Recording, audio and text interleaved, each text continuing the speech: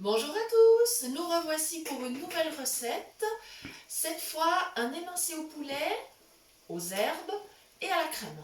Voilà, donc dans ma casserole, j'ai mis rissoler de l'émincé de poulet, j'ai émincé des escalopes de poulet. Je préfère le faire moi-même, mais si vous avez peur, vous pouvez demander à votre boucher, il le fera sans problème, hein. Voilà, mais en fait, plus on fait, plus on prend de l'audace. Voilà. Donc, mon émincé, je l'ai mis dans une casserole à bord haut, puisque je vais avoir besoin quand même de remuer assez souvent. J'ai mis de l'huile d'olive et j'ai commencé à le faire rôtir. Voilà. Je pense que vous entendez d'ailleurs. Voilà. Donc, je fais attention. Je ne mets pas trop chaud quand même, pas que ça brûle. Voilà. Alors, je vous ai parlé donc d'émincé de poulet aux herbes. Je n'ai pas précisé lesquels parce qu'avec le poulet, le choix est très vaste. C'est une viande qui s'accommode de beaucoup de goûts différents, hein. Je pense que vous connaissez tous le fameux émincé au curry, mais vous pouvez, avec du poulet, vous pouvez mettre de l'ail, vous pouvez mettre du paprika. Il y a plein d'épices déjà possibles. Et là, par contre, en ce qui concerne les herbes, alors vous pouvez mettre au choix de l'estragon, de la ciboulette, vous pouvez mettre bien sûr du persil et de l'ail et de l'oignon. Enfin, vous avez vraiment le choix. Qu'est-ce qui convient encore bien? Le basilic. Le basilic va très très bien avec le poulet. Vous pouvez par exemple même mettre du pesto dans votre émincé de poulet. C'est super bon. Voilà, il y a encore l'origan, le romarin, le thym. Voilà, la liste n'est pas exhaustive, mais ça fait déjà pas mal de possibilités. Mon choix aujourd'hui, ça sera de l'estragon, mais ça pourrait tout à fait être une autre herbe. Voilà. Voilà. C'est en train de rôtir gentiment. Ça se passe très bien.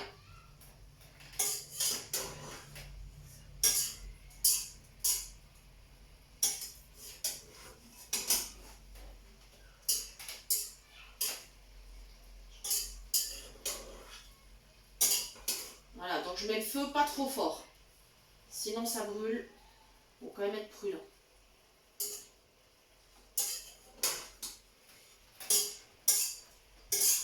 Voilà. Et maintenant que mon émincé est déjà bien rissolé, je vais pouvoir m'occuper de l'assaisonnement. Voilà. Alors, je vais mettre 2 petites cuillères à café de bouillon de légumes. Pour moi, c'est du sans gluten, évidemment. Si vous mettez des bouillons cubes, vous pouvez commencer par un, peut-être 2 si vous aimez plus corsé. Ça, après, si vous goûtez la sauce, vous aurez une idée de voir si ça vous plaît. Il vaut mieux commencer par mettre pas trop, on peut toujours rajouter. Voilà, c'est parfait. Donc, une cuillère à café. Astuce habituelle, hein. Je pose la main sur le bord de la casserole, je tourne la petite cuillère. Voilà. Comme ça, j'ai mon repère, je sais où je suis. Pas de risque d'en mettre à côté. Voilà, je ferme le pot. Voilà, voilà. Je vais maintenant mettre quelques baies de poivre. Vous savez que j'aime bien les baies de poivre. Voilà, c'est bien ça, c'est le bon bocal, je ne me suis pas trompée. Alors, par prudence, je vais les mettre dans la main parce que je ne vais pas en mettre trop. Voilà. Là, j'ai quand même plus d'1 kilo hein, d'émincé de poulet parce que j'ai du monde qui va venir manger. Voilà, donc j'exagère pas avec les baies de poivre, mais je mets un petit peu. Voilà, ça va être pas mal. Plutôt versé dans la main. Voilà, ça y est. On y est. Voilà. Et maintenant, on va passer aux choses sérieuses. On va mettre du vin blanc. Voilà, je vais... Ouais, c'est bon.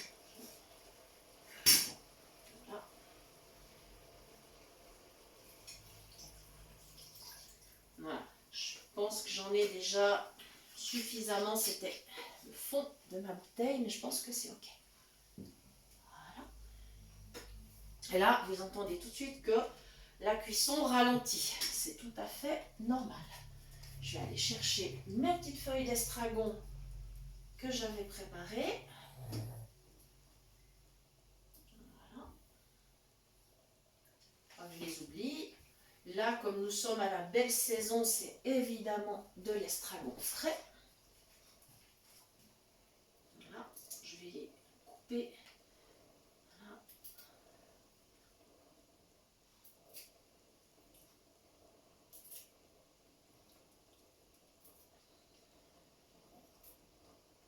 Voilà. Faut que je baisse un petit peu le feu, ça cuit quand même bien assez fort. Voilà. Et la dernière chose que je vais rajouter, ça va être la crème. Alors, on va voir si la brique est d'accord de se laisser ouvrir comme ça ou bien s'il va falloir attraper un ciseau ou un couteau. Alors, on va voir ça.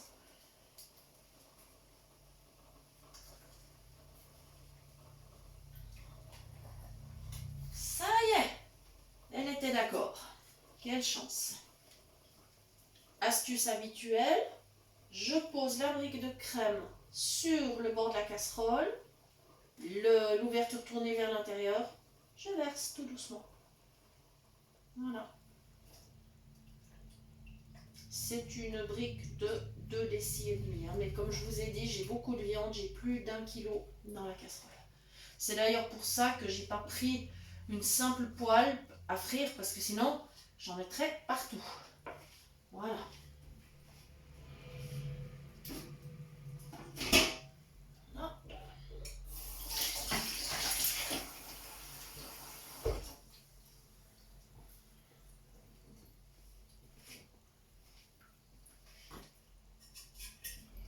Eh bien, il semble que ça mijote bien.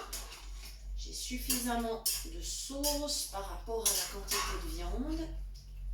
Je n'aurai pas besoin de rajouter du liquide supplémentaire.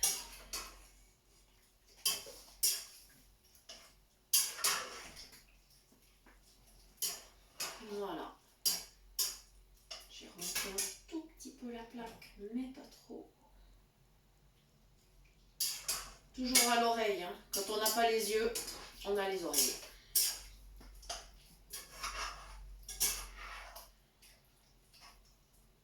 Et voyez, en fait, c'est une recette très facile. Ce plat peut se servir avec du riz, des pâtes, des pommes de terre, de la polenta pour ceux qui ont l'habitude aussi. Ou même, maintenant, il y a aussi le quinoa, c'est bien à la mode, c'est bien bon. Du millet, pourquoi pas.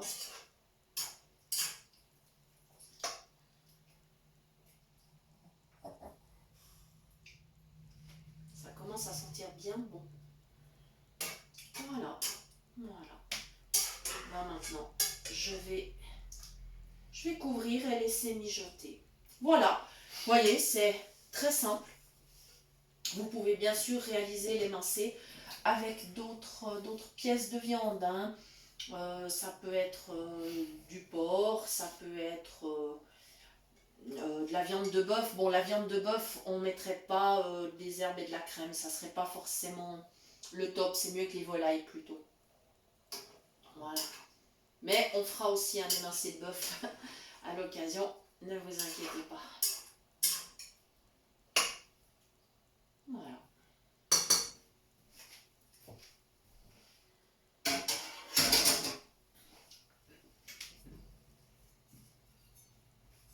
Il faut que je prenne le bon couvercle, ça serait une excellente idée.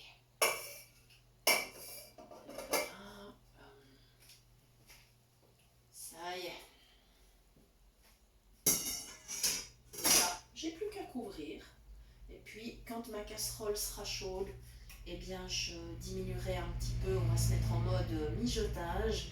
Je ne vais pas le faire trop longtemps parce qu'en fait, le but, c'est après, sur feu éteint, de le laisser mariner jusqu'à ce que mes invités arrivent. Et quand ils seront là, je pourrais juste réchauffer et ça sera encore meilleur réchauffé. Toutes ces viandes mijotées, elles sont toujours meilleures réchauffées. Voilà pour les petites astuces. Eh bien, j'espère que la recette vous aura plu et on se réjouit de vous retrouver une prochaine fois pour une nouvelle idée de cuisine pratique pour les non-voyants. À bientôt et merci!